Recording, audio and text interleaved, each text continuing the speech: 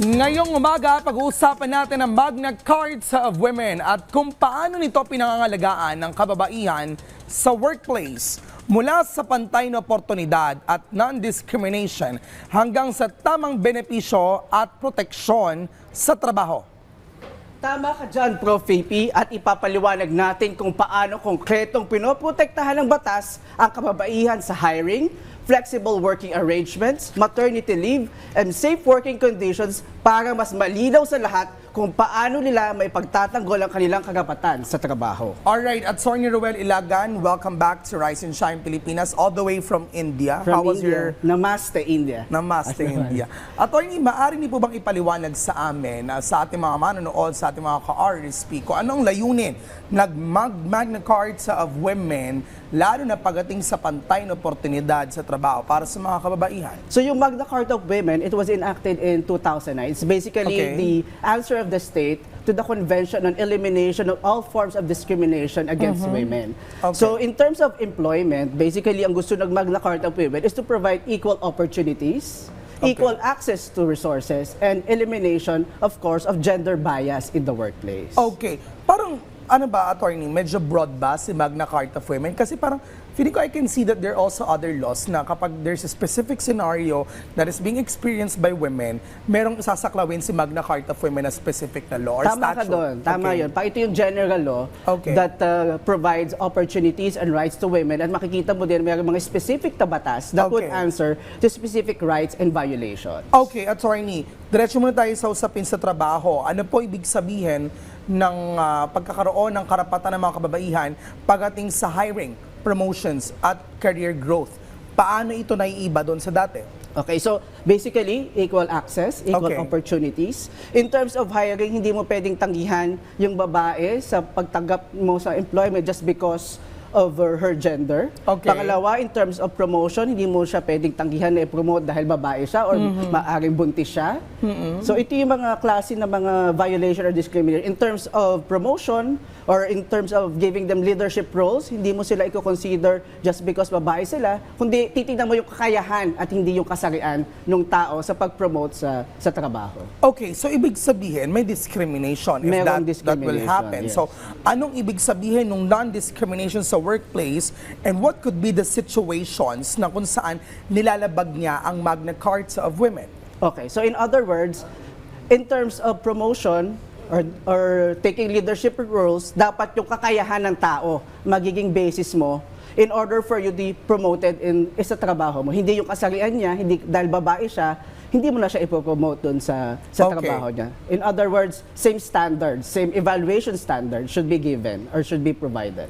What are the different benefits or workplace support ang dapat ibigay sa mga kababaihan according to Magna Carta of Women? We're talking about also maternity leave, flexible hours, safe working conditions. Tell us more. Okay, so meron tayong maternity leave. So we have expanded maternity leave benefits. Ito yung normally 105 days yung binibigay na maternity leave mo, and it can be extended kung ikaw ay solo parent. And it's also can be extended without pay depending on the condition. That's one. Second is, we can have also safe working environment. So meron tayong ditong yung Safe Spaces Act, yung anti-bastos law to prevent sexual harassment. So under sa batas na to, dapat yung mga companies or yung kung saan ka nagtatrabaho magkakaroon ng committee on investigation and decorum kung nagkakaroon ng sexual harassment in the workplace. Okay. You've also talked about the anti-bastos law, Safe Spaces Act.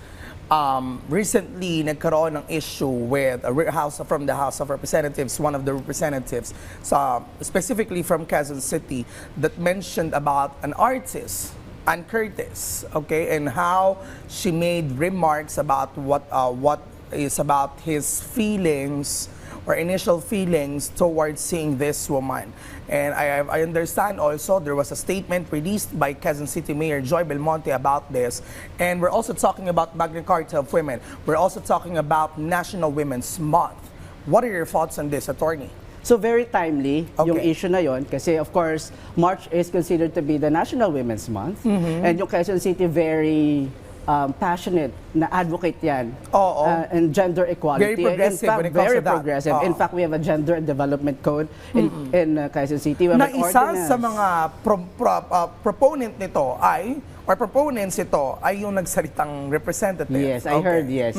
So basically, kung you make unwanted remarks against a gender, regardless of your motive, covered yun nung batas na anti-bastos law.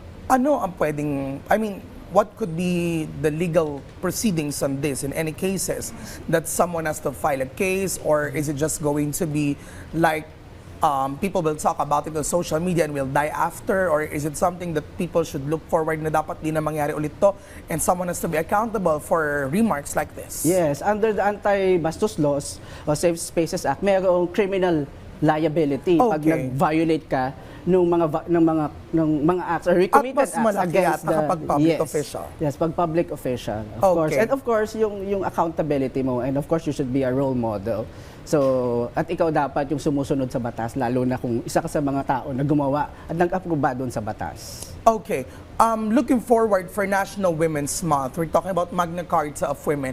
What could be the application na pwedeng mga kababaihan ngayon para mas magamit pa nila itong Magna Carta of Women? Kasi I think while these are existing, some women are not aware that this is actually existing. Yes. That they can use this, especially in their workplace, especially when someone is making discriminatory or objectification remarks. So ano pwedeng gawin, attorney? Meron kang mga pwedeng gawin. Okay. May mga legal options ka. But of course, ang kailangan mong gawin, you have to document everything. Okay. Second is, kung nagtatrabaho ka sa isang company, yung mga companies, they should have a committee on decorum and investigation. Ito yung committee na mag-handle in cases of sexual harassment and in case of non-discrimination. Okay. And of course, you can file cases before the DOLE, Department of Labor and Employment, ikaw nasa government, civil service, and you can also file cases before the courts or the prosecution or prosecutor's office in case of criminal violations ng mga batas. So madami kang karapatan, madami kang legal options. Okay, let's not name names, but as a practitioner, attorney,